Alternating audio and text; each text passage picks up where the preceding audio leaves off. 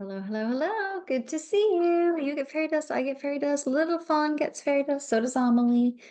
Um, I'll show you Amelie next time.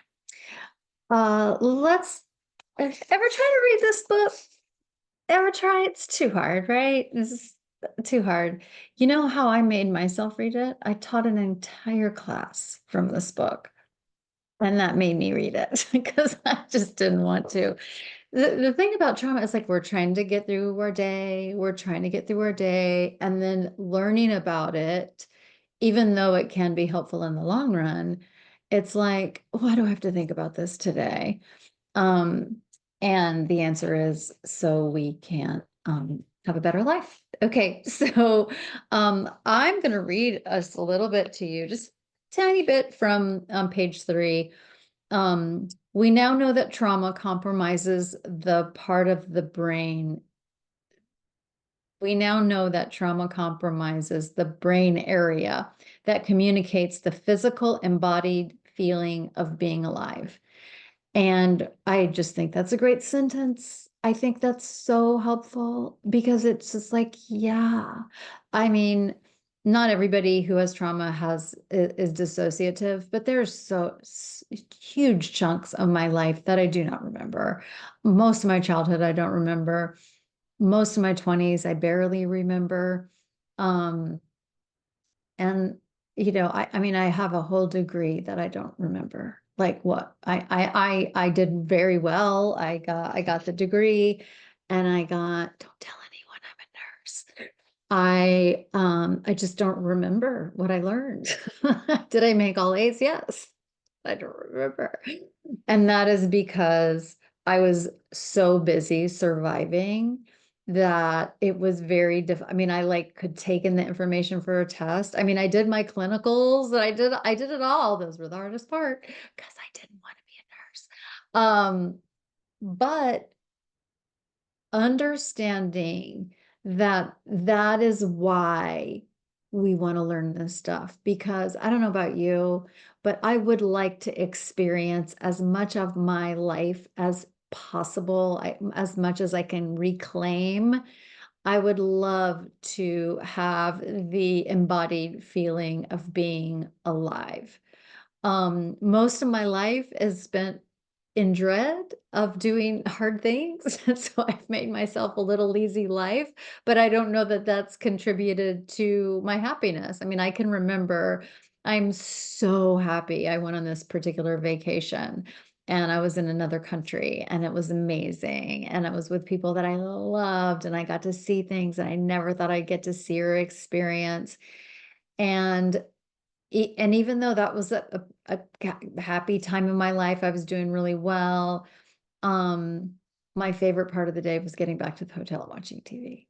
And during that trip, like I'm watching, like one of the things that we did was see all this incredible street art. Of course, I'll tell you where I was fully embodied. Um, but I was like, oh, I can't wait to get back to the hotel. It's like, let me run back to home base. Let me get back. And, my brain just wants to, stop having to endure these life challenges so I could just like turn off my brain. And I think that, that's kind of what he's talking about, this embodied feeling of being alive. Um, I will tell you that I did have the embodied feeling of being alive at all the Harry Potter tours that I did. I think we did 2 or 3. I can't remember if we did 3, but we definitely did 2. Um, and so here's the thing, and I'm just realizing it right now.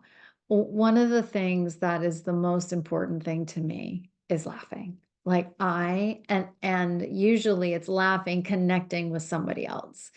And also laughing and connecting with somebody else who's really smart also and who is also very funny is like my peak life experience. It's like my favorite thing. And I can tell you that when I'm in that, I don't want to go home and watch TV. I can't wait to like stop having it be like this. I am fully embodied, and I'm just now realizing that's one of the that's why, like, with the onion, like I feel like I have a, like, I love the onion. Like, ever since it was invented, I mean, I love the onion because it's like a smart person being really funny and a lot of it just catching me completely off guard. Um, anyway, so that's what I want. And, and so that's what I'm trying to collect, is as many experiences as I can. Another one is animals. Like, I have that embodied feeling of being alive when I'm with an animal, or laughing with another person. Like, those are my two peak experiences, and they weren't ruined by trauma. Trauma didn't get to them. And so it's like, okay, well, how can I have more of these in my life? Another thing I say is like, I had, childhood trauma, and then I had a personality based on that trauma. And then I had an addiction based on that trauma. And then I made a bunch of decisions based on that. And so, like, a lot of this is, oh, you need to make good grades, or oh, you need to be nice, or oh, you need this, or you need to be that, or you need to achieve this, or you need to achieve that. And now all I am interested in is just becoming more Elizabeth. I just want to be more myself. And another way of saying that is, I want more experience. I want more time on the clock. I want more of that embodied, of being Elizabeth, and not somebody who just makes decisions based on my trauma, or all the things that I did to counteract my trauma. I'm really like, want to, how much of this can I truly, truly, truly be myself? And I think those are good goals. And so I wonder what your goals are. Like, what would you like? Do you want to be fully yourself as much as possible? You could even ask, like, well, how much of myself am I right now? Like, am I, um, 75% myself, and maybe 25% that, like, oh, okay, well, how can I make it a little bit more? How can I be more myself? And when we're more ourselves, that's where our good boundaries come from. And that's where, that we, create a life. And then I get to make decisions from being Elizabeth. And then I get to create a life that is for Elizabeth, for who I really am. So I hope that's helpful. One of the things, I have two books. One's on grief. The other one is one you might be interested in. Tools help me be myself.